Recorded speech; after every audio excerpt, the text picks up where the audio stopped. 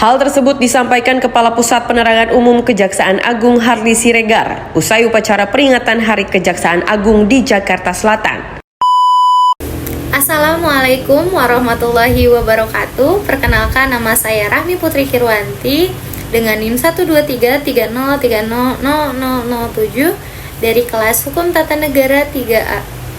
Sebelumnya yang saya hormati Bapak Abdul Mufti Al-Basyari SH.MH selaku dosen pengampu mata kuliah peradilan di Indonesia. Pada kesempatan kali ini saya akan menyampaikan sedikit mengenai penundaan peradilan dan juga problematikanya. Penundaan peradilan atau justice delay adalah kondisi di mana proses hukum mengalami hambatan waktu yang signifikan, menyebabkan keputusan hukum tidak dapat segera diberikan kepada pihak yang mencari keadilan. Prinsip ini sering dikaitkan dengan adagium justice delay is justice denied.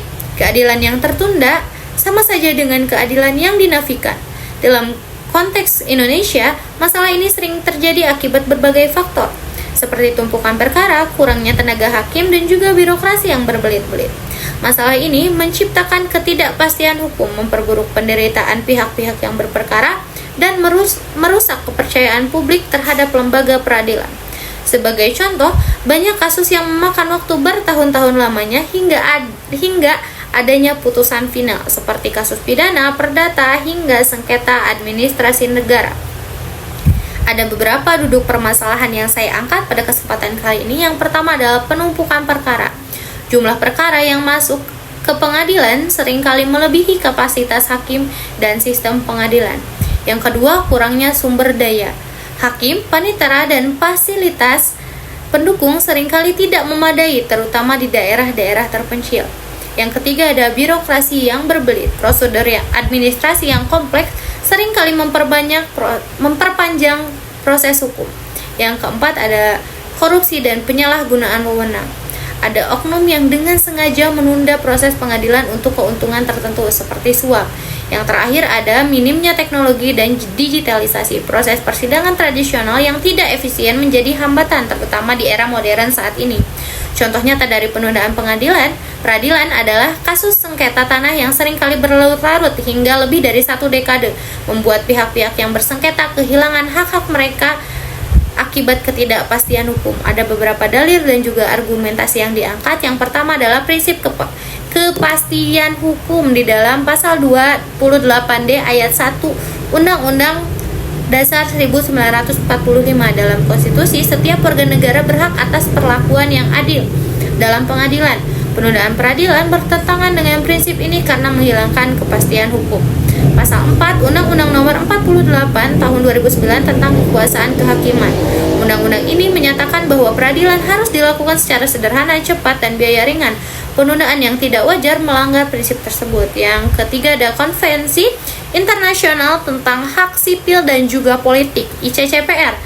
Indonesia telah meratifikasi ICCPR yang menggariskan bahwa setiap orang berhak atas peradilan yang cepat dan tidak memihak. Yang keempat ada argumentasi hukum yang terbagi dua, ada pro dan juga kontra. Dalam beberapa kasus, penundaan peradilan dianggap perlu untuk memastikan putusan yang benar dan adil, terutama dalam kasus yang kompleks dan membutuhkan bukti tambahan. Ada kontra, penundaan yang tidak wajar melanggar hak konstitusi masyarakat, memperburuk kondisi psikologis dan ekonomi pihak-pihak yang terlibat, serta membuka peluang korupsi dalam proses peradilan. Setelah tadi muncullah dua pendapat mengenai penundaan peradilan. Ada pro dan kontra dengan alasannya. Tim pro dalam penundaan peradilan ini menganggap bahwa penundaan peradilan ini memberikan waktu untuk mengumpulkan bukti dan saksi tambahan, menghindari putusan yang tergesa-gesa yang berpotensi akan kesalahan dan juga dibutuhkan dalam kasus dengan banyak pihak terkait atau kompleksitas hukum yang tinggi.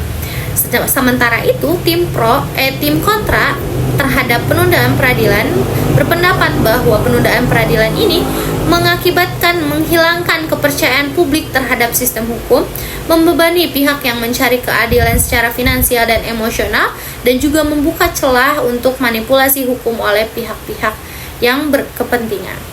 Nah, pada akhirnya ada solusi-solusi yang ditawarkan untuk menyelesaikan masalah ini. Di antaranya adalah peningkatan jumlah dan juga kualitas hakim, merekrut lebih banyak hakim dan memberikan pelatihan untuk meningkatkan efisiensi serta kualitas putusan.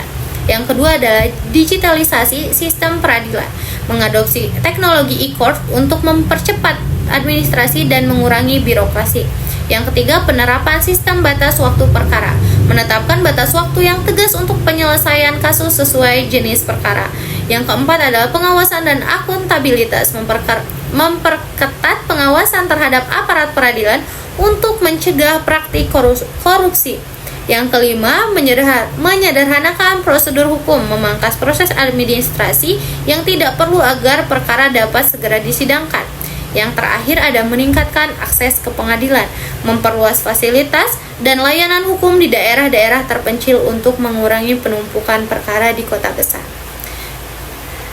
Penundaan peradilan adalah tantangan besar dalam sistem hukum di Indonesia yang memerlukan perhatian serius. Dengan menerapkan solusi-solusi di atas, prinsip keadilan yang cepat, sederhana, dan biaya ringan sebagaimana diamanatkan oleh undang-undang dapat terwujud. Hanya dengan sistem peradilan yang responsif dan efisien, kepercayaan publik terhadap lembaga hukum dapat dipulihkan dan keadilan benar-benar dapat ditegakkan. Mungkin sekian yang dapat saya sampaikan. Mohon maaf apabila ada kesalahan. Wassalamualaikum warahmatullahi wabarakatuh.